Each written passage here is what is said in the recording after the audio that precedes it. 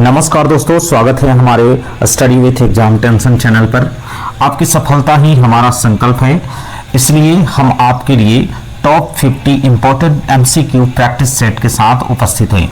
ये जो practice set है वो इसका सब्जेक्ट जो है वो सामान्य विज्ञान से है और विशेष रूप से ये लाइट चैप्टर से लिया गया है। यानी लाइट्स चैप्टर से जितने भी ऑब्जेक्टिव क्वेश्चन बन सकते थे उसको हमने इसको वीडियो में उठाया है। तो हमारे साथ लास्ट तक बने रहे। आप हमारे टेलीग्राम चैनल पर जाकर के आप ज्वाइन कर लीजिए और वहां से आपको पीडीएफ आपको इस वीडियो का मिल जाएगा। तो उसके लिए @study with exam tension channel आप सर्च करेंगे और चैनल को ज्वाइन कर लीजिए, ताकि इस वीडियो का अगर आपको पीडीएफ चाहिए तो वहां से आपको मुफ्त में ये पीडीएफ मिल जाएगा। ठीक है, आप हमारे यूट्यूब चैनल को भी लाइक, सब्सक्राइब और शेयर कर सकते हैं। इसके चलिए तो शुरू करते हैं बिना किसी देरी के 50 इंपॉर्टेंट प्रैक्टिस सेट, वो भी साइंस से रिलेटेड। देखिए आपके स्क्रीन पर दिख रहा है पहला क्वेश्चन कि प्रकाश किस प्रकार की तरंग है। प्रकाश किस प्रकार की तरंग है? आपके पास ऑप्शन क्या क्या है? अनुदैर्ध्य तरंग है, अनुप्रस्थ तरंग है, विद्युत चुम्बकीय तरंग है या बी और सी दोनों। तो क्या होगा सही आंसर? क्या हो जाएगा? सही आंसर हो जाएगा कि प्रकाश जो है एक अनुप्रस्थ तरंग है और विद्युत चुम्बकीय तरंग है। तो सही आंसर क्या हो जाएगा? बी और सी। बी और सी दोनों जो है इस क्वेश्चन का राइट आंसर हो जाएगा। यानी प्रकाश आपकी अनुप्रस्थ तरंग भी है और विद्युत चुम्बकीय तरंग भी है। चलिए नेक्स्ट क्वेश्चन की बात कर लेते हैं। नेक्स्ट क्वेश्चन देखिए है कि निर्वात में प्रकाश की चाल कितनी होती है। निर्वात में प्रकाश की चाल कितनी होती है? आपके पास ऑप्शन है 3 × 10⁸ मीटर पर सेकेंड, 2.25 × 10⁸ मीटर पर सेकेंड, 2 × 10⁸ मीटर पर सेकेंड या 3 × 10⁶ मीटर पर सेकेंड। तो निर्वात में प्रकाश की चाल जो होती है वो आपकी होती है 3 × 10⁸ मीटर पर सेकेंड। ठीक है, नेक्स्ट क्वेश्चन देखिए।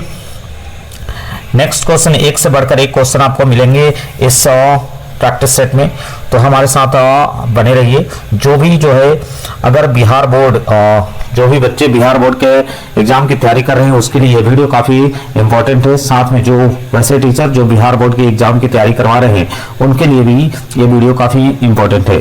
तो चलिए शुरू करते हैं फिर से। प्रकाश के परावर्तन के नियम के अनुसार आपतन कोण और परावर्तन कोण में क्या संबंध होता है? तो जैसा कि आपको पता है कि प्रकाश का परावर्तन के दो नियम होते हैं।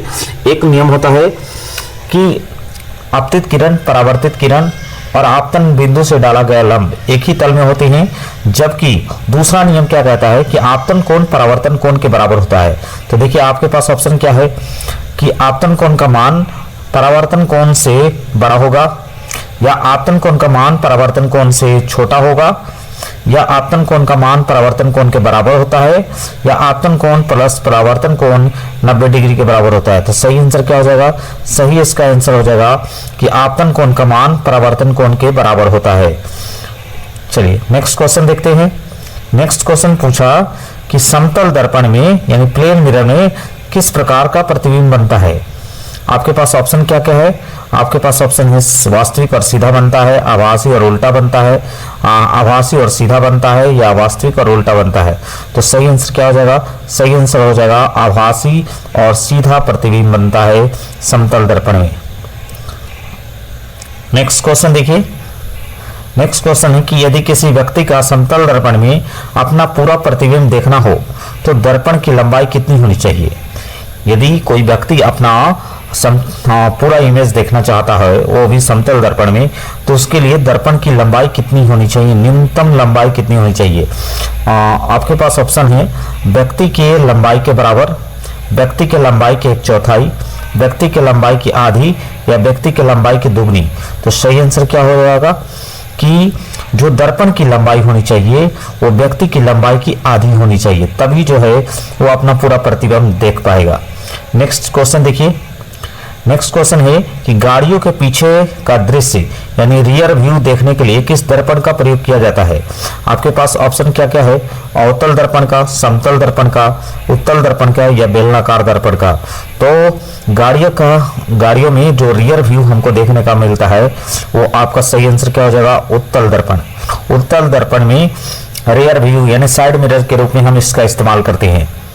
नेक्स्ट क्वेश्चन देखिए, अगर आपसे पूछ दिया कि दाढ़ी बनाने में यानी शेविंग के लिए किस दर्पण का प्रयोग किया जाता है, ठीक है, तो आपके पास ऑप्शन क्या होगा? ऑप्शन है उत्तल दर्पण, अवतल दर्पण, समतल दर्पण, या इनमें से कोई नहीं। तो दाढ़ी बनाने में हमेशा जो है वो कौन सा दर्पण यूज होता है? तो अवतल दर्पण।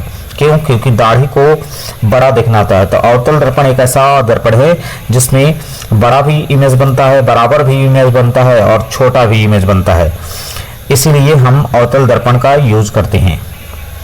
नेक्स्ट क्वेश्चन देखिए, डॉक्टर द्वारा कान, नाक और गले की जांच के लिए किस दर्पण का प्रयोग किया जाता है?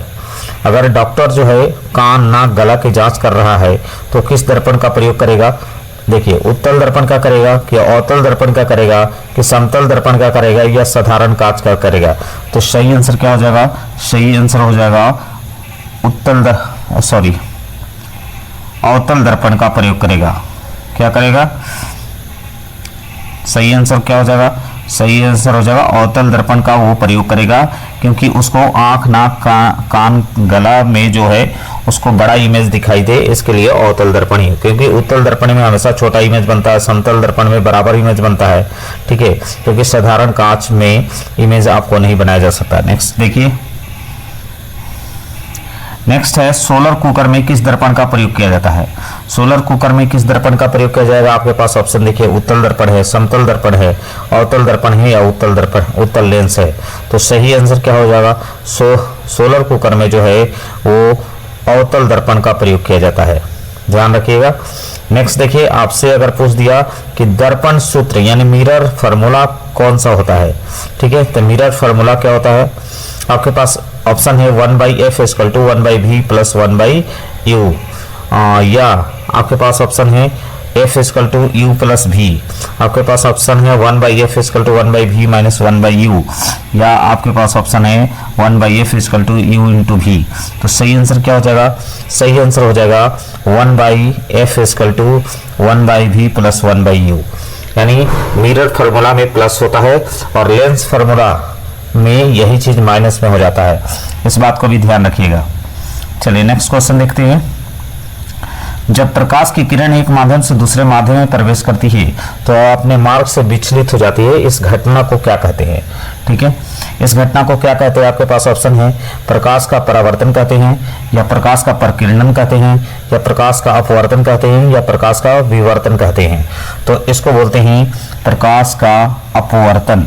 प्रकाश का अपवर्तन इसको कहा जाता है कि जब कोई किरण एक माध्यम से दूसरे माध्यम में प्रवेश करती है तो अपने मार्ग से विचलित हो जाती है, इसको बोलते हैं प्रकाश का अपवर्तन। वीडियो अच्छा लग रहा होगा तो हमारे चैनल को लाइक, सब्सक्राइब और शेयर करना नहीं भूलिए। चलिए नेक्स्ट क्वेश्चन देखते हैं। पानी से भरे बर्तन में डूबी हुई छड़ी या पेंसिल मुड़ी हुई दिखाई देने का कारण क्या है? ठीक है, यानी पानी से भरी हुई बर्तन में कोई ऑब्जेक्ट अगर है या छड़ी है या पेंसिल है तो वो आपको टेढ़ी दिखाई देती है, यानी मुड़ी हुई दिखाई देती है। उसका मुख्य वजह क्या है? परावर्तन है, अपवर्तन है, पूर्ण आंतरिक परावर्तन है या प्रकीर्णन है? तो सही आंसर क्या हो जाएगा? सही आंसर इसका हो जाएगा अपवर्तन। अपवर्तन के कारण जो है क्योंकि किरणों अपने पाथ में चेंज करती है, इसी वजह से वो मुड़ी हुई दिखाई देती है। नेक्स्ट क्वेश्चन देखिए। नेक्स्ट क्वेश्चन है तारे के टिमटिमाना प्रकाश की किस घटना के कारण होता है? यानी तारा क्यों टिमटिमाते हैं? आपके पास ऑप्शन है वायुमंडलीय अपवर्तन के कारण, प्रकीर्णन के कारण, परावर्तन के कारण या वर्ण विक्षेपण के कारण। तो सही आंसर क्या हो जाएगा? सही आंसर हो जाएगा वायुमंडलीय अपवर्तन के कारण। नेक्स्ट क्वेश्चन देखिए। नेक्स्ट क्वेश्चन कहता है मृगमरीचिका बनने का मुख्य कारण क्या है? रेगिस्तान में मृगमरीचिका बनती है, उसका मुख्य वजह क्या होती है? आपके पास ऑप्शन है प्रकाश का प्रकीर्णन, प्रकाश का विवर्तन, पूर्ण आंतरिक परावर्तन या प्रकाश का अपवर्तन। तो सही आंसर क्या हो जाएगा? सही आंसर हो जाएगा प्रकाश का पूर्ण आंतरिक परिवर्तन, जिसकी वजह से मृगमरीचिका जो है, मृगमरीचिका जैसी घटनाएं जो है आपको होती है। नेक्स्ट क्वेश्चन देखिए। नेक्स्ट क्वेश्चन है कि ऑप्टिकल फाइबर किस सिद्धांत पर कार्य करता है? ऑप्टिकल फाइबर किस सिद्धांत पर कार्य करता है? आपके पास ऑप्शन है प्रकाश के प्रकीर्णन पर कार्य करता है, प्रकाश के प्रकीर्णन पर कार्य करता है, कि पूर्ण आंतरिक परावर्तन पे काम करता है, कि प्रकाश के व्यतिकरण पर कार्य करता है, कि अपवर्तन पर कार्य करता है। तो ऑप्टिकल फाइबर जो होता है वो पूर्ण आंतरिक परावर्तन पर कार्य करता है। नेक्स्ट क्वेश्चन देखिए। नेक्स्ट क्वेश्चन है कि हीरे अधिक चमकना किस घटना का परिणाम है। ठीक है, हीरा के अधिक चमकने किस घटना का परिणाम है। आपके पास ऑप्शन है परिकिरण का, व्यतिकरण का, पूर्ण आंतरिक परावर्तन का या विवर्तन का। तो सही आंसर क्या हो जाएगा, पूर्ण आंतरिक परावर्तन की वजह से ही हीरा चमकता है। नेक्स्ट क्वेश्चन देखिए। नेक्स्ट क्वेश्चन है किस रंग में के प्रकाश का प्रकीर्णन सबसे अधिक होता है, यानी किस रंग का प्रकाश के प्रकीर्णन यानी स्कैटरिंग सबसे अधिक होगा। तो आपके पास ऑप्शन है लाल रंग का, बैगनी रंग का, पीला रंग का या हरा रंग का। तो सही आंसर हो जाएगा बैगनी रंग के जो कलर होता है उसका स्कैटरिंग सबसे अधिक होता है। अगर सबसे कम पूछ देगा तो आपका लाल रंग हो जाएगा। नेक्स्ट क्वेश्चन देखिए। आकाश का रंग नीला दिखाई देने का मुख्य वजह क्या है। आपके पास ऑप्शन है प्रकाश का परावर्तन, प्रकाश का अपवर्तन, प्रकाश का प्रकीर्णन या प्रकाश का वर्ण विक्षेपण। तो सही आंसर क्या हो जाएगा, प्रकाश का प्रकीर्णन की वजह से ही आकाश का रंग नीला दिखाई देता है। नेक्स्ट क्वेश्चन देखिए। उम्मीद है वीडियो आपको पसंद आ रहा होगा और प्रश्न भी पसंद आ रहे होंगे। सूर्योदय के और सूर्यास्त के समय सूर्य लाल दिखाई देने का क्या कारण है। आपके पास ऑप्शन क्या है, लाल रंग प्रकीर्णन का सबसे कम होना, लाल रंग प्रकीर्णन सबसे अधिक होना, सूर्य ताप अधिक होना या अपवर्तन का प्रभाव। तो सही आंसर क्या है, लाल रंग प्रकीर्णन का सबसे कम होना। लाल रंग प्रकीर्णन का सबसे कम होना ही सही आंसर हो जाएगा, जिसकी वजह से सूर्यास्त और सूर्योदय के समय सूर्य लाल दिखाई देता है। नेक्स्ट क्वेश्चन देखिए। नेक्स्ट क्वेश्चन है कि जब श्वेत प्रकाश प्रिज्म से गुजरता है तो वो 7 रंगों में विभाजित होता है। इस घटना को क्या कहते हैं। इस घटना को वर्ण विक्षेपण कहते हैं, प्रकीर्णन कहते हैं, व्यतिकरण कहते हैं या विवर्तन कहते हैं। तो इस घटना को वर्ण विक्षेपण के नाम से जाना जाता है। नेक्स्ट क्वेश्चन देखिए। नेक्स्ट क्वेश्चन, प्रिज्म से गुजरने पर किस रंग के प्रकाश का विचलन सबसे अधिक होगा। किस रंग का प्रकाश का विचलन सबसे अधिक होता है। तो हमने कहा था कि स्कैटरिंग सबसे ज़्यादा किस रंग का होगा। तो आपके पास ऑप्शन है लाल रंग का, वायलेट रंग का, पीला का या हरा का। तो सबसे जो है वो वायलेट रंग यानी बैगनी रंग का विचलन जो है सबसे अधिक होता है। नेक्स्ट देखिए।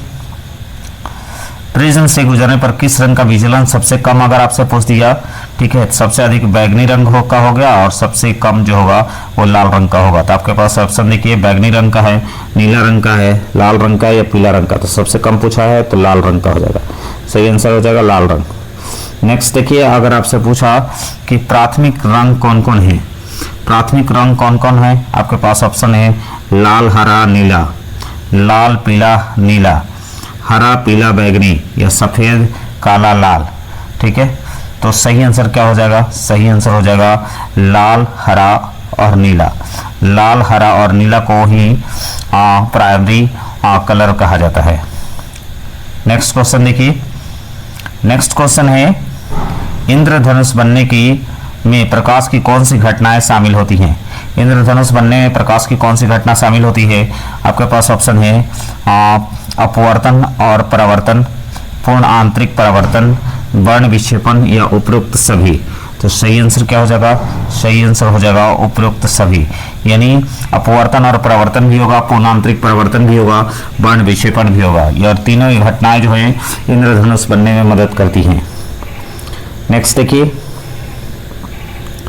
नेक्स्ट क्वेश्चन है कि लेंस की क्षमता का एसआई मात्रक क्या होता है। आपके पास ऑप्शन क्या क्या है, वाट है, आपके पास ऑप्शन क्या क्या है, वाट है, ल्यूमेन है, डायोप्टर है, कैंडिला है। तो सही आंसर क्या हो जाएगा, सही आंसर हो जाएगा डायोप्टर। लेंस की जो क्षमता होती है वो डायोप्टर में नापी जाती है। नेक्स्ट क्वेश्चन देखिए आपका। नेक्स्ट क्वेश्चन है कि उत्तल लेंस की क्षमता किस चिन्ह में मापी जाती है, यानी उत्तल लेंस की क्षमता किस चिन्ह में मापी जाती है। आपके पास ऑप्शन है धनात्मक में, ऋणात्मक में, शून्य में, इनमें से कोई नहीं। तो सही आंसर क्या हो जाएगा, उत्तल लेंस की क्षमता जो है वो धनात्मक में मापी जाती है। ठीक है, अब आपसे नेक्स्ट क्वेश्चन पूछ दिया कि अवतल लेंस की क्षमता को किस चिन्ह में मापी जाती है।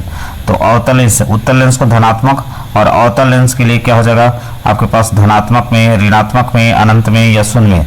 तो सही आंसर क्या हो जाएगा, सही आंसर हो जाएगा ऋणात्मक, यानी उत्तल लेंस की क्षमता को ऋणात्मक में मापा जाता है। चलिए नेक्स्ट क्वेश्चन देखिए, मानव नेत्र में किस वस्तु का प्रतिबिंब कहाँ बनेगा, किसी वस्तु का प्रतिबिंब कहाँ बनेगा मानव नेत्र में। तो आपके पास ऑप्शन है कॉर्निया पर बनेगा, पुतली पर बनेगा, रेटिना पर बनेगा, आइरिस पर बनेगा। तो सही आंसर क्या हो जाएगा, रेटिना पर प्रतिबिंब बनता है। नेक्स्ट देखिए, नेक्स्ट है कि मानव नेत्र के रेटिने पर बना प्रतिबिंब कैसा रहेगा। तो प्रतिबिंब वास्तविक और उल्टा होता है, वास्तविक और सीधा होता है, आभासी और सीधा होता है, आभासी और उल्टा होता है। तो मानव नेत्र के रेटिना पर बना जो प्रतिबिंब होगा वो कैसा होगा, वास्तविक होगा और उल्टा होगा। किस प्रकार का होगा, तो वास्तविक होगा और उल्टा होगा, इस बात का ध्यान रखिएगा।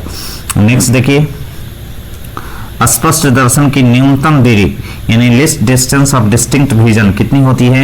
आपके पास ऑप्शन है 25 मीटर, 2.5 सेंटीमीटर, 25 सेंटीमीटर या अनंत। तो सही आंसर क्या हो जाएगा, सही आंसर हो जाएगा 25 सेंटीमीटर होती है। नेक्स्ट क्वेश्चन देखिए, नेक्स्ट क्वेश्चन है निकट दृष्टि दोष मायोपिया से पीड़ित व्यक्ति किस लेंस के चश्मे का प्रयोग करेगा। आपके पास ऑप्शन क्या क्या है, उत्तल लेंस, अवतल लेंस, द्विफक्षी लेंस या बेलनाकार लेंस। तो मायोपिया जो है जिसको निकट दृष्टि दोष कहते हैं उसके लिए वो किस लेंस का प्रयोग करता है। तो उसके लिए सही आंसर क्या हो जाएगा, अवतल लेंस। अवतल लेंस के प्रयोग से मायोपिया। नेक्स्ट क्वेश्चन देखिए, अगर आपसे पूछ दिया यही कि दूरदृष्टि यानी हाइपरमेट्रोपिया के निवारण के लिए किस लेंस का प्रयोग किया जाता है। तो सही आंसर क्या हो जाएगा, अवतल लेंस हो जाएगा कि उत्तल लेंस हो जाएगा कि बेलनाकार लेंस कि समतल लेंस। तो सही आंसर हो जाएगा आपका उत्तल लेंस, यानी हाइपरमेट्रोपिया के लिए उत्तल लेंस और मायोपिया के लिए अवतल लेंस। नेक्स्ट क्वेश्चन देखिए, नेक्स्ट क्वेश्चन है कि जरा दृष्टि दोष को दूर करने के लिए किस लेंस का प्रयोग किया जाएगा। तो आपके पास ऑप्शन है उत्तल लेंस, अवतल लेंस, बाइफोकल लेंस या बेलनाकार लेंस। तो जरा दृष्टि दोष जो है बूढ़ों में होता है, इसके लिए जो है वो द्विफक्षी लेंस या बाइफोकल लेंस का प्रयोग किया जाता है। नेक्स्ट देखिए, नेक्स्ट है आपका अबिंदुकता दोष के निवारण के लिए किस लेंस का प्रयोग किया जाता है। आपके पास ऑप्शन क्या है, उत्तल लेंस है, अवतल लेंस है, बाइफोकल लेंस है या बेलनाकार लेंस है। ठीक है, तो अबिंदुकता दूर करने के लिए आपको बेलनाकार लेंस का प्रयोग किया जाता है। नेक्स्ट क्वेश्चन देखिए, आंख के किस भाग का दान नेत्रदान में किया जाता है। मतलब आंख का कौन सा भाग जो है वो आई डोनेशन में किया जाता है, आई डोनेशन में लिया जाता है। वो आपका ऑप्शन है पूरा आंख का, रेटिना का, कॉर्निया का या लेंस का। तो सही आंसर क्या हो जाएगा, आंख का कॉर्निया वाला पार्ट जो है वो आई डोनेशन के लिए लिया जाता है। नेक्स्ट देखिए, नेक्स्ट है पानी के अंदर हवा का बुलबुला किस लेंस की भांति व्यवहार करता है। तो आपके पास उत्तर है उत्तल लेंस का, अवतल लेंस का, समतल लेंस का या किसी लेंस की तरह नहीं व्यवहार करता है। तो सही आंसर क्या हो जाएगा, सही आंसर हो जाएगा आपका अवतल लेंस की तरह व्यवहार करता है। नेक्स्ट क्वेश्चन देखिए, किसी माध्यम का अपवर्तनांक का मान सबसे अधिक किस रंग में के लिए होता है। यानी किस रंग के लिए जो रिफ्रैक्टिव इंडेक्स का मान सबसे अधिक होता है। तो आपके पास ऑप्शन है लाल रंग के लिए, बैगनी रंग के लिए, पीला रंग के लिए, हरा रंग के लिए।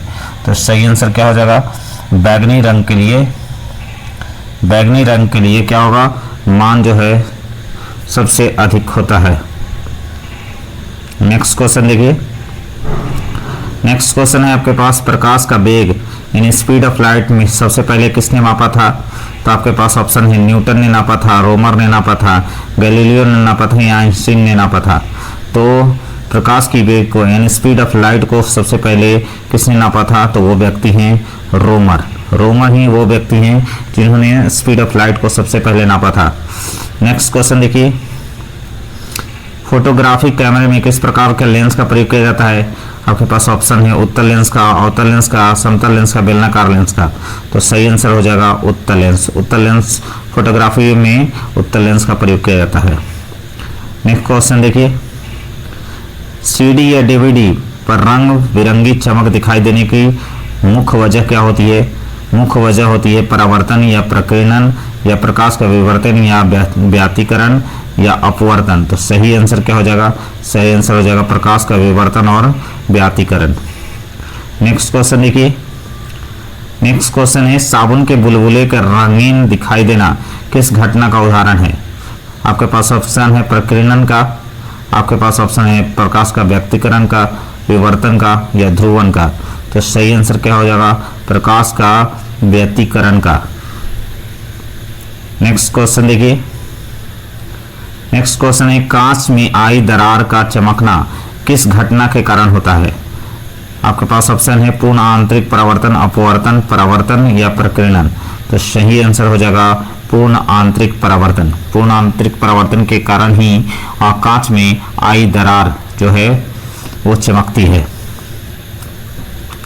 नेक्स्ट में देखिए, नेक्स्ट क्वेश्चन है कि प्राथमिक इंद्रधनुष के बाहर की तरफ कौन सा रंग होता है? प्राथमिक जो प्राइमरी रेनबो बनता है उसमें बाहर की तरफ से कौन सा रंग होता है?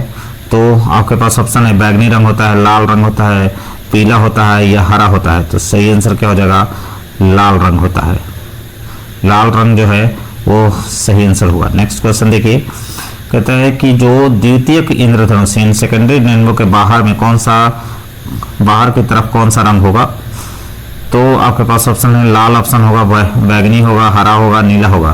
तो यहाँ आपका ऑप्शन जो होगा वो बैगनी हो जाएगा। ध्यान रखिएगा, प्राइमरी में आपका लाल होता है जबकि द्वितीयक इंद्रधनुष में बैगनी होता है।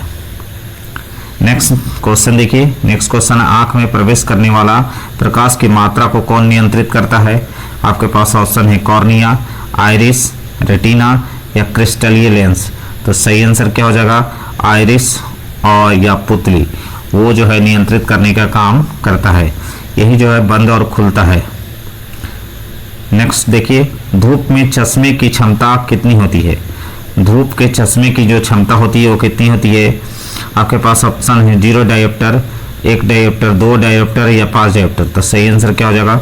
जो आप धूप में चश्मा लगाते हैं उसकी जो क्षमता होती है वो 0 डायोप्टर होती है। नेक्स्ट देखिए। नेक्स्ट है कि यदि किसी लेंस की क्षमता 2 डायोप्टर है तो उसकी फोकल दूरी क्या होगी? आपके पास ऑप्शन जो है 20 सेंटीमीटर होगी, 50 सेंटीमीटर होगी, 100 सेंटीमीटर होगी या 2 मीटर होगी। तो देखिए फोकस दूरी को मापने के लिए यानी P इक्वल होता है 1/f। ठीक है, अब P का वैल्यू इसमें दिया हुआ है 2, तो आप यहाँ 2 बैठा लेंगे। ठीक है, इक्वल टू हो जाएगा 1/f। ठीक है, f का वैल्यू हो जाएगा 1/2 यानी 0 पॉइंट क्या आ जाएगा 5। अब इसको 100 से मल्टीप्लाई कर लीजिएगा यानी सही इसका आंसर क्या हो जाएगा 50 centimetre. 50 centimetre is the right answer of this question. Next question देखिए, प्रकाश की कणिका सिद्धांत किसने दिया था? आपके पास जो ऑप्शन है हाइगेंस ने दिया था, न्यूटन्स ने दिया था, मैक्सवेल ने दिया था या डी ब्रोगली ने दिया था। तो आपके पास जो है सही आंसर होगा न्यूटन द्वारा प्रकाश का कणिका सिद्धांत दिया गया था। नेक्स्ट क्वेश्चन देखिए, प्रकाश का तरंग सिद्धांत सबसे पहले किसने दिया था? तरंग सिद्धांत किसने दिया था? हाइगेंस ने दिया था, न्यूटन्स ने दिया था, फराडे ने दिया था या प्लैंक ने दिया था? तो तरंग सिद्धांत जो है वो हाइगेंस ने दिया था। हाइगेंस ने तरंग सिद्धांत दिया था और कणिका सिद्धांत न्यूटन ने दिया था। नेक्स्ट क्वेश्चन देखिए। नेक्स्ट क्वेश्चन आपके पास है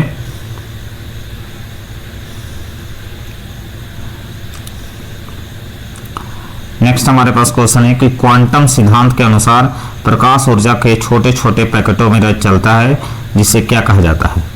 क्वांटम सिद्धांत के अनुसार प्रकाश छोटे छोटे पैकेटों के रूप में चलता है जिसे क्या कहा जाता है? आपके पास ऑप्शन क्या है? इलेक्ट्रॉन कहा जाता है, प्रोटॉन कहा जाता है, फोटोन कहा जाता है या पॉजिट्रॉन कहा जाता है? तो सही आंसर क्या हो जाएगा? फोटोन। फोटोन यानी फोटोन ही वो ऊर्जा है जिसके अनुसार प्रकाश जो है यानी क्वांटम सिद्धांत के अनुसार प्रकाश ऊर्जा के छोटे छोटे पैकेट के रूप में जो चलता है उसे फोटोन कहा जाता है। तो ये सारे 50 प्रश्न मैंने आपको करवा दिए। अगर इसका आपका PDF चाहिए तो आप हमारे टेलीग्राम चैनल को ज्वाइन कर लीजिए। ऊपर स्क्रीन पर आपको उसका लिंक दिखेगा, आप जाकर के टेलीग्राम में उसको सर्च करिए और वहां से इस वीडियो को प्राप्त कर लीजिए। धन्यवाद, आपका दिन शुभ हो।